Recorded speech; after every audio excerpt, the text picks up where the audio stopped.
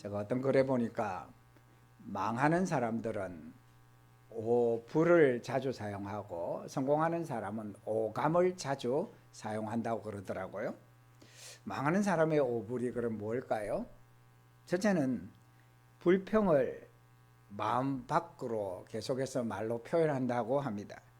두 번째는 불만을 계속 마음에 쌓아간다고 그럽니다. 셋째는 불안감을 가지면서 매사에 부정적으로 예측한다고 그럽니다. 넷째는 불신을 갖고 남도 못 믿고 또 심지어 자기 자신도 믿지 못한다고 합니다. 다섯 번째는 스스로 불행하다고 생각하고 또 그렇게 판단한다고 그럽니다. 여러분, 이런 사람은 인생이 잘 되지 못한다고 그럽니다. 생각해 보면 이런 사람의 인생이 어떻게 잘 될 수 있겠습니까? 반대로 성공하는 사람의 오감은 무엇일까요? 첫째는 뭡니까? 감사. 자꾸 이제 감사를 표현하면서 산다라는 것입니다. 두 번째는요, 감탄. 작은 일에도 감탄하면서 자신도 그러면 기분 좋고 또 다른 사람들도 기분 좋게 만듭니다. 세 번째는 뭐지요? 감동. 그러니까 작은 일에도 감동을 받고 그래서 그것을 또 행동으로 감동받은 것을 표현한다고 그럽니다. 넷째는 감성. 그러니까 주변과 다른 사람에 대해서 이 공감을 하면서 삶을 나눈다라는 것입니다. 다섯 번째는 기감. 다른 사람의 본보기가 되는 삶을 산다고 그럽니다. 이런 사람이 인생에 성공한다고 그러는데 생각해 보면 이런 사람이 삶을 성공적으로 잘 살아갈 수 있지 않겠습니까? 그렇다면 여러분은 오불에 가까운 삶을 삽니까? 아니면 오감에 가까운 삶을 사십니까? 우리는 가정의 달 5월을 맞이해서 룻기서를 살펴보고 있는데 룻의 모습을 보면 성공하는 사람들의 아름다운 특징들을 많이 가지고 있는 것을 볼 수 있습니다. 그런데 본문에서 룻이 이렇게 복되게 된 이유가 이런 아름다운 인간적인 모습에다가 한 가지 중요한 요소가 더 있음을 보게 되어지는데 그 한 가지 더가 무엇일까요? 그것은 하나님의 숨은 손길입니다. 여러분, 사람은 자신이 계획하고 자기 스스로 살아가는 것 같아도 특별히 우리 성도들은 하나님의 인도하시는 대로 인생이 이루어집니다. 그래서 잠언 16장 9절에서 뭐라고 말씀합니까? 같이 읽어보실까요? 사람이 마음으로 자기 길을 계획할지라도 그의 걸음을 인도하시는 이는 누구라고요? 여호와시니라. 이처럼 하나님이 우리의 인생을 다스리고 이끌어 가시는 것을 조금 어려운 말로 신학적으로 뭐라고 그러죠? 하나님의 섭리라고 그럽니다. 그러므로 지혜로운 사람은 어떤 사람일까요? 하나님의 섭리를 인정하고 그 섭리의 흐름을 따라가는 사람입니다. 그래서 잠언 16장 3절도 이렇게 권면하는데요. 같이 읽어보시겠습니다. 너의 행사를 여호와께 맡기라. 그리하면 내가 경영하는 것이 이루어지리라. 모든 일을 하나님의 섭리에 맡기고 따라가면 인생이 자기 스스로 애쓰고 몸부림치고 노력하는 사람보다 훨씬 더 복되고 아름다운 모습으로 살아간다라는 것입니다. 오늘 본문은 우리에게 이것을 잘 보여줍니다. 이런 점에서 본문에서 가장 주목해야 할 단어가 두 개가 있는데 그게 뭘까요? 3절 중반절에 나오는 우연히라는 단어와 그리고 4절 앞부분에 나오는 마침이라는 단어입니다. 여기서 우연히는 전혀 계획하거나 의도하거나 기대하지 않았다는 의미고, 마침은 그런데 그 일이 기가 막히게 맞아떨어져서 복된 일이 이루어졌다는 것입니다. 이 우연히와 마침은 룻의 인생을 완전히 바꾸어 놓을 남편이 될 보아스를 만나게 된 것을 표현할 때 사용되었습니다. 물론 이 표현은 룻의 입장에서는 우연히라고 말한 것이죠. 이 단어는 배후에 인간의 눈에 보이지 않는 하나님의 숨은 손길이 있음을 내포하고 있습니다. 그리고 마침은 사람들은 전혀 기대하거나 예상할 수 없었지만 하나님의 계획 속에 우연을 필연으로 만드시는 하나님의 역사를 표현한 단어입니다. 오늘은 우연히, 그런데 마침, 이런 제목으로 말씀을 전하려고 합니다. 오늘 말씀에도 큰 은혜를 받으실 수 있기를 바랍니다. 이제 본문 속으로 들어가 보겠습니다. 본문은 룻이 보아스의 밭에서 이삭을 줍는 장면입니다. 나오미와 룻은 다 망하고 이렇게 베들레헴에 왔기 때문에 생계가 막막한 상황이었습니다. 그나마 다행스러운 것은 마침 추수 때라 밭에 나가서 이삭을 주울 수는 있었습니다. 룻은 생계를 위해서 이삭을 줍기 위해서 나갔습니다. 참 가련한 모습이었지만 여기에 하나님의 놀라운 섭리가 있었습니다. 여러분 3절과 4절 앞부분까지를 우리가 같이 보시겠는데요, 같이 한번 읽어보시겠습니다. 룻이 가서 베는 자를 따라 밭에서 이삭을 줍는데 우연히 엘리멜렉의 친족 보아스에게 속한 밭에 이르렀더라. 마침 보아스가 베들레헴에서부터 와서. 룻이 이제 입에 풀칠이라도 해야 되니까 이삭을 주울 수 있는 밭을 찾아가다가 그냥 이삭을 주울 수 있는 곳에서 이삭을 줍고 있는데, 그런데 희한하게도 그 밭이 누구의 밭이었다고요? 보아스의 밭이었다는 것입니다. 하나님께서 룻의 발걸음을 보아스의 밭으로 인도하신 것입니다. 게다가 룻이 그 밭에서 이삭을 줍고 있을 때에 보아스가 그때 마침 그 밭에 찾아왔다는 것입니다. 그러니까 보아스가 자기 밭이긴 하지만 그 밭에서 늘 일하는 사람은 아니고요. 한 번씩 이제 밭이 어떻게 추수가 제대로 되고 있는가 살피기 위해서 한 번씩 오는데 마침 그때에 룻이 그곳에서 이삭을 줍고 있었다라는 것입니다. 마치 약속이라도 한 듯이 그렇게 해서 두 사람이 만나게 되었다라는 것입니다. 그러게 우리는 우연히와 마침이라는 이 표현을 주목해야 합니다. 하나님께서 타이밍을 맞추시고 두 사람을 만나게 하셨다라는 것입니다. 여러분 여기서 잠시 구약 이스라엘의 풍속을 살펴볼 필요가 있습니다. 성경을 정확하게 해석하려면 역사적 문화적 배경을 먼저 이해하는 것이 중요한데, 구약의 율법 중에 긍휼의 율법이라는 게 있습니다. 요즘으로 말하면 사회복지 차원에서의 율법이죠. 오늘의 선진국형 사회복지제도는 성경을 기반으로 한 것이 참 많습니다. 성경에는 가난한 자나 소외된 자들을 배려하는 율법의 규정들이 많이 나오는데 그 중에 하나가 이삭 죽기에 관한 규정입니다. 레위기 19장 9절 10절에 보면 너희가 너희의 땅에서 곡식을 거둘 때 너는 밭 모퉁이까지 다 거두지 말고 내 떨어진 이삭도 줍지 말며 내 포도원의 열매를 다 따지 말며 내 포도원에 떨어진 열매도 줍지 말고 가난한 사람과 거류민을 위하여 버려두라. 나는 너희의 하나님 여호와이니라.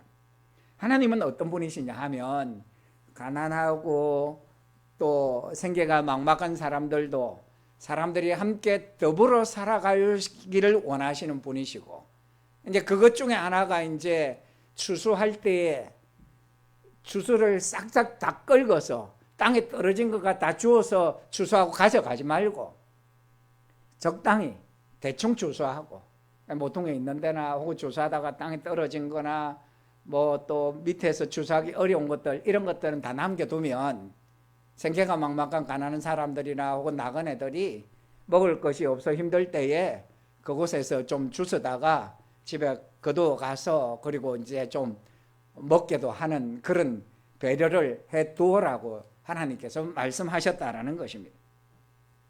그런데 그 당시가 사사시대라서 사람들이 자기 멋대로 살던 그 시대이다 보니 이 율법의 규정을 지킨 사람들이 많지는 않았을 것입니다.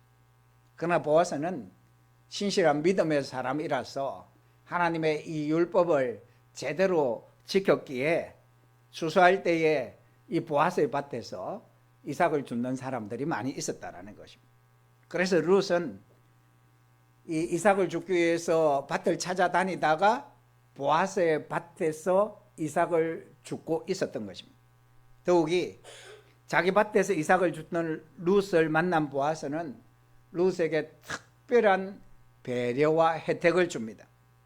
9절에 보면 남자 일꾼들에게 룻을 건드리지 말라고 명령하고 여자 일꾼들과 함께 일하게 하고, 그 당시에 물이 귀한 시대이지 않습니까? 그래도 이제 이 일꾼이 또 물도 마음껏 마시면서 일하라고 한 것입니다. 그리고 14절에 보면 룻에게 식사 자리까지 제공하고 떡과 볶은 곡식을 직접 끝내면서 함께 먹게 합니다. 그래서 룻은 정말 오래간만에 이 배불리 먹고 더 먹을 수 있어서 남기기까지 합니다.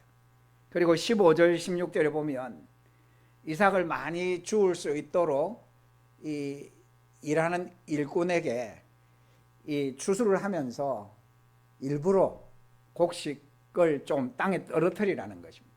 그러면 이제 룻이 그 떨어진 이삭을 쉽게 많이 주워 갈 수 있지 않겠습니까? 여러분, 보아스는 왜 이렇게까지 룻에게 관대한 호의를 베풀었을까요? 우선 1절의 보아스에 대한 소개를 우리가 확인해 보면 1절을 우리 같이 보실까요? 나오미의 남편 엘리멜렉의 친족으로 유력한 자가 있으니 그의 이름은 보아스더라. 보아스에 대한 두 가지 중요한 정보가 나오는데, 하나는 이 사람이 나오미의 죽은 남편인 엘리멜렉의 친족이라는 것입니다. 그래서 보아스는 엘리멜렉을 대신해서 그 가게를 이어갈 수 있는 사람이라는 것입니다. 또 하나는 보아스가 유력한 사람이라는 거예요. 여기서 유력하다라는 것은 물질도 많다라는 의미도 포함되어져 있지만 도덕적으로 윤리적으로도 아주 착한 사람이고, 그래서 베들레헴 사회에서 영향력이 아주 큰 존경받는 인물이라는 것입니다. 그런 보아스가 왜 이방 여인인 룻을 그렇게 환대했을까요? 어떤 사람들은 보아스가 젊은 여자에게 흑심을 품어서 그렇게 잘해주었다, 이렇게 해석하기도 하는데, 이 해석은 먼 눈에는 뭐만 보이는 흑심 섞인 해석이라고 할 수 있습니다. 그러면 보아스가 어떻게 이렇게 잘해줄 수 있었을까요? 오늘 본문을 읽어보면 이 룻이 밭에 나와서 아주 열심히 이 일을 하는 모습을 볼 수 있고요. 그리고 이제 보아스가 이미 들은 룻에 대한 소문이 있었습니다. 우리가 1장에서 봤던 그 내용 있죠.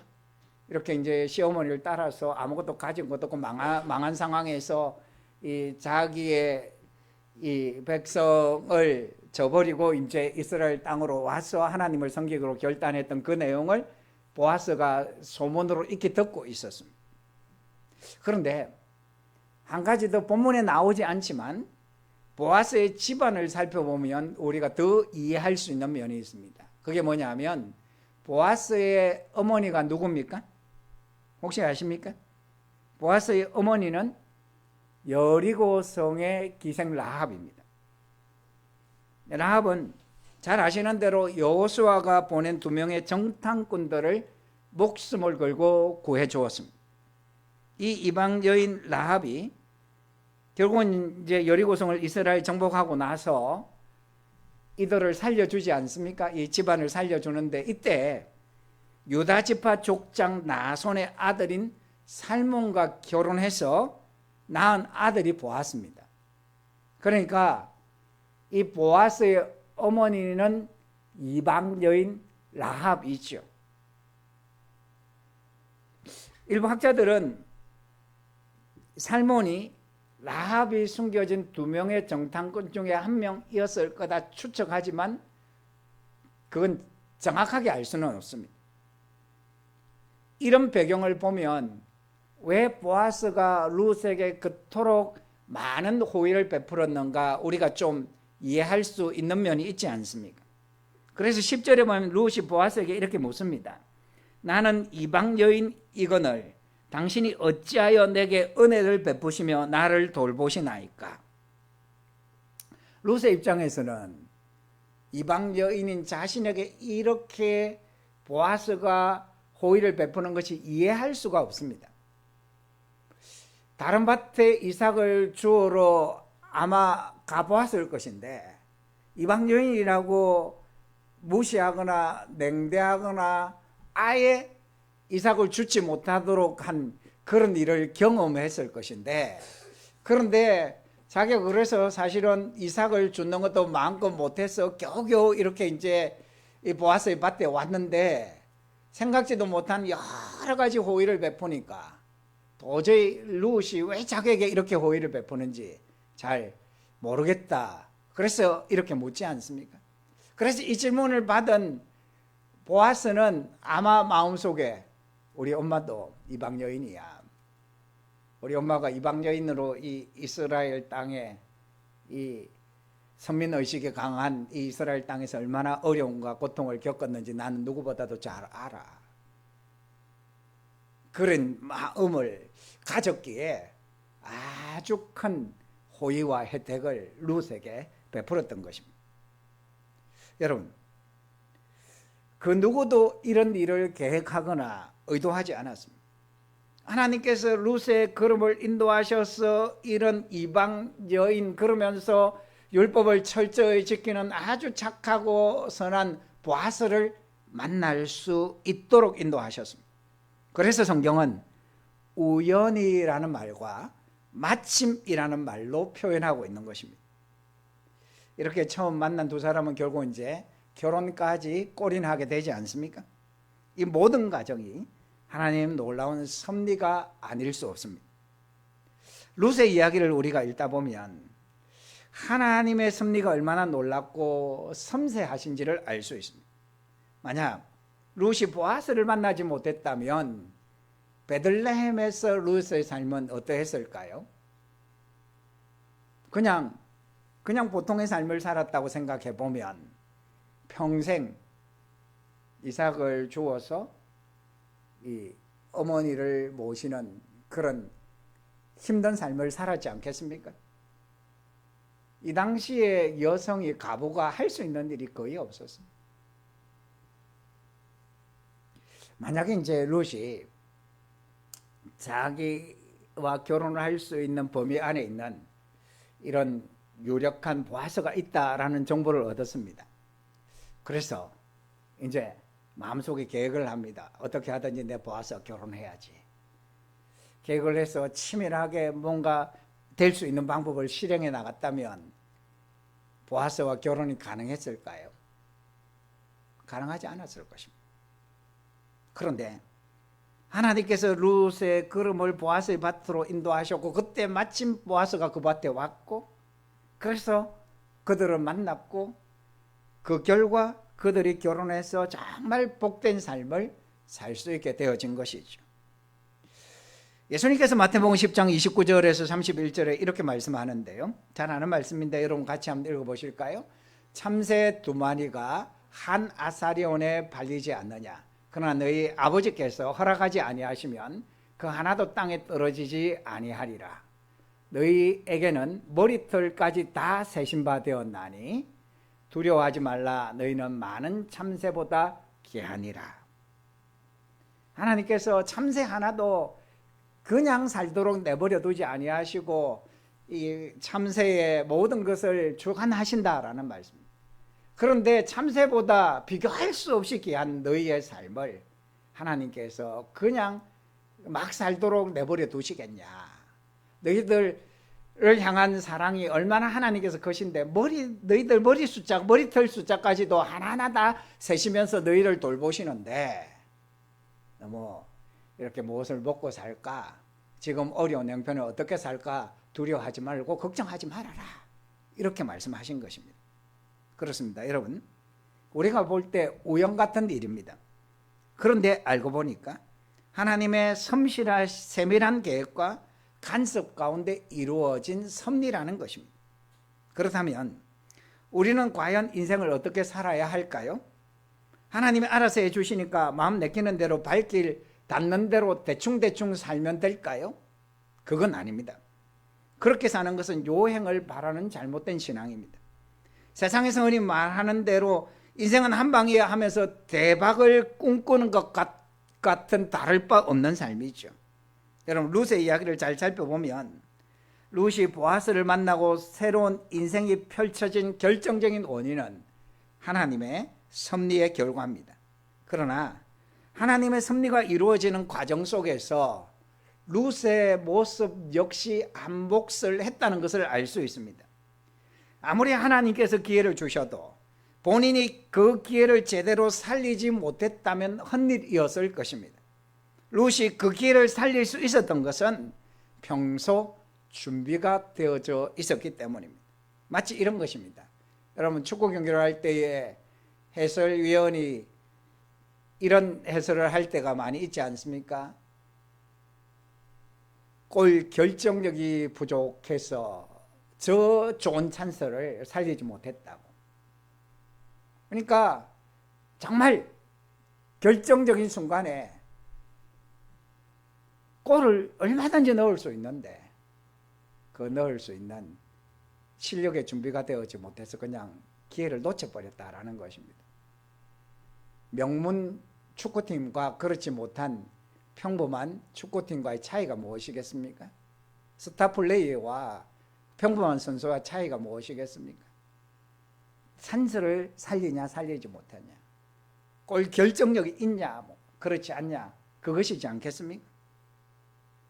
그러면 여러분, 우리가 어떻게 우리 인생에게 하나님께서 주시는 기회를 살릴 수 있을까요?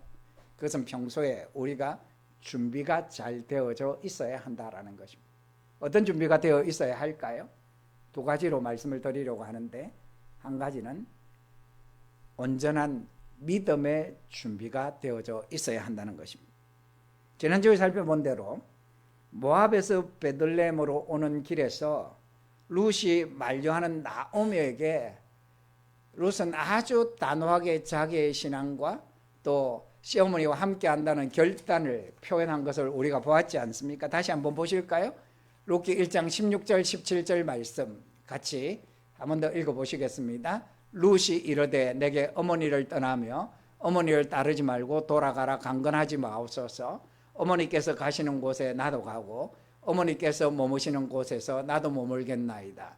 어머니의 백성이 나의 백성이 되고 어머니의 하나님이 나의 하나님이 되시리니 어머니께서 죽으시는 곳에서 나도 죽어 거기 묻힐 것이라. 만일 내가 죽는 일 외에 어머니를 떠나면 여호와께서 내게 벌을 내리시고 더 내리시기를 원하나이다 하는지라.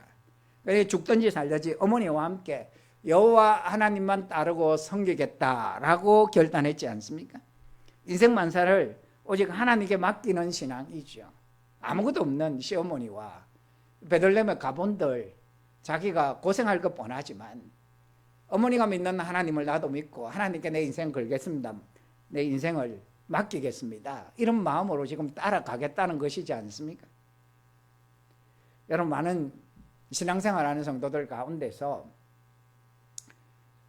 양다리를 걸치는 그런 신앙생활을 하는 분들이 많이 있지 않습니까?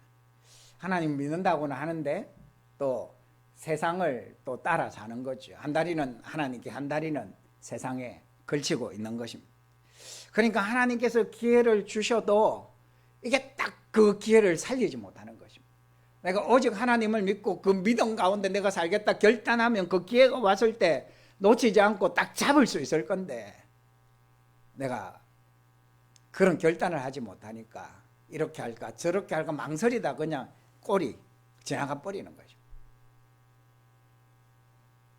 저와 여러분들이 바라기는 온전한 신앙으로 늘 딱 믿음의 준비가 되어져 있기를 간절히 바랍니다. 그래서 하나님께서 기회 주실 때 찬스다 이러면서 기회를 잡고 그것을 여러분 삶에 꼬링시키는 그런 복이 있기를 간절히 바랍니다. 두 번째는 최선의 삶을 사는 것입니다. 룻은 매사에 최선을 다하는 여인이었습니다. 베들레헴에 도착한 후에 살 길이 막막했지만 룻은 가만히 있지를 않았습니다.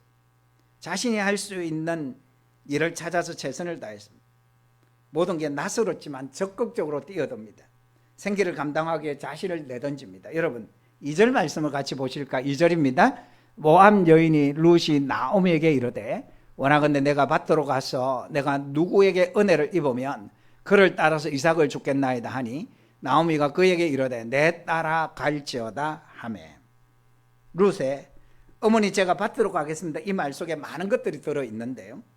상황을 이겨보겠다는 단호함, 위험하지만 감수하겠다는 대담함, 비천한 일이지만 상관하지 않겠다는 낮아짐, 나오미를 따라올 때 맹세한 것에 대한 책임감, 이런 것들이 이 말 속에 포함이 되어져 있습니다. 사실 룻이 나오미에게 이렇게 말할 수도 있지 않습니까? 어머니, 저는 이곳에 대해서 아무것도 모릅니다. 지리도 모르고 아는 사람도 없습니다. 지금 먹을 것이 아무것도 없는데 어머니께서 좀 가셔서 며칠 동안이라도 아는 사람도 있고 하시니까 가서 며칠 동안 좀 우리 먹을 것을 마련해 오십시오. 그러면 제가 그 이후에 제가 어떻게든 해보겠습니다. 이렇게 말할 수도 있지 않습니까? 이렇게 말하기 좀 어려우면 이렇게도 말할 수 있지 않습니까? 어머니, 제가 혼자 나가서 이렇게 뭘 밭에 나가 이삭을 주기 어렵습니다. 누가 저에게 이방 여인인데 이삭을 주어라 하겠습니까? 어머니 같이 가시면 어머니 얼굴을 보아서라도 저에게 이삭 주울 수 있는 기회를 주지 않겠습니까? 어머니 가만히만 계시고 저는 뭐 힘들어도 이삭 주겠습니다. 이렇게 말할 수도 있지 않습니까? 그런데 룻은 어머니 그냥 집에 계십시오. 제가 밭에 나가서 이삭을 주워서 오겠습니다. 그러니까 룻은 자신의 힘든 현실을 피하지 않고 믿음을 가지고 최선을 다했습니다. 보아스가 룻을 처음 만났을 때 사안에게 룻이 누군지 몰랐으니까 저 여인은 누구야? 이렇게 물어봤을 때에 이 사안이 뭐라고 대답합니까? 6절 7절에 보시면 이는 나오미와 함께 모압 지방에서 돌아온 모압 소녀인데 그의 말이 나로 베는 자를 따라 단 사이에 이삭을 주게 하소서 하였고 아침부터 와서 잠시 집에서 신 외에 지금까지 계속하는 중이니이다. 그러니까 이 룻이 와서는 내가 이 밭에 가서 이삭을 좀 주어도 됩니까? 이렇게 물었다는 것이지 않습니까? 그래서 주어도 된다고 이야기했더니 아침부터 계속해서 잠시 집에 들렀다가 아마 이제 어머니가 걱정할까 싶어서 잠시 집에 갔다 왔지 않겠습니까? 그리고는 지금까지 계속 힘들게 일을 하고 있다라고 이야기를 하지 않습니까? 그래서 이 사안이 다른 여인들은 그렇게 하지 않는데 이 여인이 그렇게 열심히 계속해서 땀 흘리면서 힘든 일을 하니까 유심히 보고 있다가 지금 주인 보아스가 자기에게 물었을 때 이 여인 정말 대단한 여인입니다. 그러면서 그 여인에 대해서 칭찬의 말을 아끼고 있지 않지 않습니까? 그러자 그 말을 들은 보아스가 룻에게 다가가서 이런 말을 해주지요. 11절 12절에 보시면 내 남편이 죽은 후로 내가 시어머니에게 행한 모든 것과 내 부모와 고국을 떠나 전에 알지 못하던 백성에게로 온 일이 내게 분명히 알려졌느니라. 여호와께서 내가 행한 일에 보답하시기를 원하며 이스라엘의 하나님 여호와께서 그의 날개 아래의 보호를 받으러 온 내게 온전히 상 주시기를 원하노라. 보아스가 이 사안이 한 이야기를 들으니까 정말 감동이 됐죠. 사실 이미 이 룻에 대해서는 알고 있었습니다. 얼마나 착한 여인인지 또 얼마나 믿음으로 결단한 여인인지. 그래서 직접 만나고 나서 감동을 받고는 룻에게 큰 호의를 베풀었다는 것입니다. 성도 여러분, 사람이 믿음으로 선한 마음으로 최선을 다하면 먼저는 하나님이 알아보십니다. 다음으로 사람들도 알아보게 됩니다. 어느 신문에 한 할머니의 생활수기가 당선작으로 뽑혔는데 제목은 운명인 줄 알았더니 시련이었습니다. 이런 제목인데요. 20살이 된 외아들이 갑자기 불치병으로 걷지 못하고 누우면서 기고한 나날이 시작되었습니다. 병을 치료하기 위해서 가산을 다 탕진하고 50살이 넘어서 방직공장 직공 생활을 하기도 했는데 남편은 너무너무 힘든 삶 때문에 자살을 하려고 수면제를 사 모았다가 아들의 처지를 생각하여 차마 죽을 수가 없었습니다. 힘든 삶의 나날들을 이 남편은 술로 화를 달래다 보니까 위암으로 죽게 되었습니다. 그래서 더 힘든 상황은 극에 달하게 되었습니다. 그런데 그녀는 절망하지 않았습니다. 걷지 못하는 아들을 위해 밤잠을 안 자며 종이봉투를 만들어서 품돈을 모았습니다. 그러다가 아들을 시계 수리 학원에까지 보내게 되었고, 이 아들은 장애의 몸으로 열심히 공부해서 최우수상을 받으면서 졸업하고, 그래서 시계 기술을 익혔습니다. 그리고는 이제 시계 가게를 차려서 운영했는데, 이게 이제 잘 되어서 집도 장만하게 되었고 제법 살만하게 되었습니다. 이 감동적인 이야기가 방송을 통해 전해지자 어떤 착한 아가씨가 자진해서 이 할머니의 며느리가 되기로 결심하고 찾아왔고, 많은 사람의 축하 속에서 행복한 가정을 이룰 수 있었다고 합니다. 그러니까 이렇게 힘들게 살아가야 하는 것이 운명이라고 생각했는데, 이게 운명이 아니라 극복해야 되는 시련이다라는 것을 이런 삶의 과정을 통해서 경험하게 되었다라는 생활수기죠. 성도 여러분, 우연히를 통해 마침의 역사를 경험한 사람들은 모두 오늘 주어진 힘든 삶에 낙심하지 아니하고 선한 마음으로 최선을 삶을 산 사람들입니다. 본문의 룻도 늙은 시어머니를 잘 복양하기 위해서 자진해서 밭에 나가 열심히 이삭을 주었습니다. 그러다가 하나님의 숨은 손길인 마침의 역사를 통해서 보아스를 만나게 되었습니다. 힘들다고 희망을 포기해버리면 마침의 역사를 만드시는 하나님의 손길을 경험할 수는 없습니다. 여러분, 오늘의 나는 우연이 된 것이 아닙니다. 우리가 우연이라고 생각하는 그 수많은 시간과 사건들 속에 하나님께서 마침의 역사를 베풀어 주셨기 때문에 오늘의 내가 있는 것입니다. 그리고 하나님께서 말씀을 따라 오늘을 최선을 다해 살아가는 우리에게 또다시 마침의 역사를 베풀어 주실 것입니다. 우리에게 더 나은 내일을 주시기 위해서 말입니다. 나를 통해 하나님의 선하신 뜻을 이루어 가시기 위해서 말입니다. 말씀을 맺겠습니다. 아무리 인생이 막막해도 우리의 인생 가운데 하나님의 숨은 손길이 있음을 믿으시기 바랍니다. 그러기에 우리는 믿고 지금 현재 상황 속에서 말씀을 따라서 선하고 착한 마음으로 최선을 다해 사시기를 바랍니다. 때가 되면 마침에 하나님의 개입의 역사가 있을 것입니다. 특별히 지금은 이제 여러분의 가족을 사랑으로 힘써 섬기시기 바랍니다. 그러면 마침에 하나님의 역사가 여러분의 가정에 임하게 될 것입니다. 그때는 여러분이 생각지도 못한 너무나 행복하고 너무나 복된 그런 가정이 될 것입니다. 또한 지금의 주어진 교회 상황 가운데서 최선을 다해 섬기시기 바랍니다. 때가 되면 마침의 역사가 우리 교회 가운데 있을 것입니다. 저는 이 말씀을 붙들려고 합니다. 지금 교회 상황 가운데 믿음을 가지고 주님의 말씀을 따라 제가 교회를 위해 할 수 있는 최선을 다하려고 합니다. 그러면 제가 생각하지도 계획하지도 못한 하나님의 마침의 역사가 임하지 않겠습니까? 하나님께서 우리 교회에서 보아스와 같은 성도도 나오게 하실 것이고 보아스와 같은 성도들을 보내주시기도 하지 않겠습니까? 하나님께서 어떻게 역사하실지 우리는 알 수 없지만 하나님의 섭리 가운데서 마침에 하나님의 개입의 역사가 임하실 줄 믿습니다. 성도 여러분, 우리의 인생은 우연은 없습니다.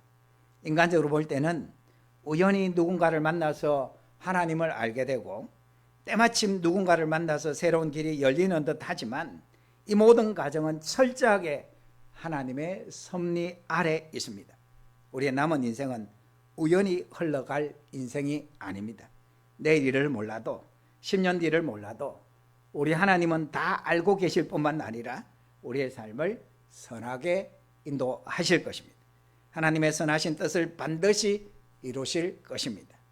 그 믿음으로 힘들고 어려운 여러분 삶에 위로받으시고 힘 얻어서 오늘의 삶을 최선을 다해 선하게 아름답게 살아가실 수 있기를 바랍니다. 그리고 여러분 삶에 마침 하나님께서 드러나게 개입하셔서 정말 하나님께서 나의 삶을 이렇게 선하게 인도하시려고 지금까지 나를 이렇게 하셨구나, 그 고백과 간정이 있기를 간절히 바랍니다.